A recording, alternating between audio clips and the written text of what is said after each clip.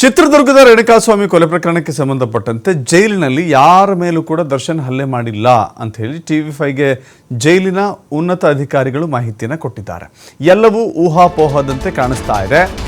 ಅಂತಹ ಯಾವುದೇ ರೀತಿಯ ಘಟನೆ ಜೈಲಿನಲ್ಲಿ ನಡೆದಿಲ್ಲ. ಸಹ ಕೈದಿಗಳ ಮೇಲೆ ನಟ ದರ್ಶನ್ ಹಲ್ಲೆ ಮಾಡಿಲ್ಲ. ಸೆಲ್ನಲ್ಲಿ ಮಲಗಿದ್ದವರ ಮೇಲೆ ಹಲ್ಲೆ ಅಂತ ವದಂತಿಯಾಗಿದೆ.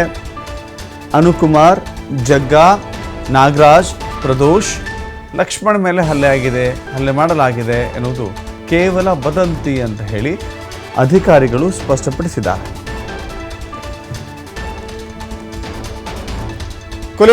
ಕೊಲೆ ಆರೋಪಿಯಾಗಿರುವಂಥ ನಟ ದರ್ಶನ್ ಸಹ ಕೈದಿಗಳ ಮೇಲೆ ಹಲ್ಲೆ ಮಾಡಿದ್ದಾರೆ ಅನ್ನೋದು ಇವತ್ತು ಬೆಳಿಗ್ಗೆಯಿಂದಲೂ ಕೂಡ ಸಾಕಷ್ಟು ಸುದ್ದಿಯಾಗಿತ್ತು.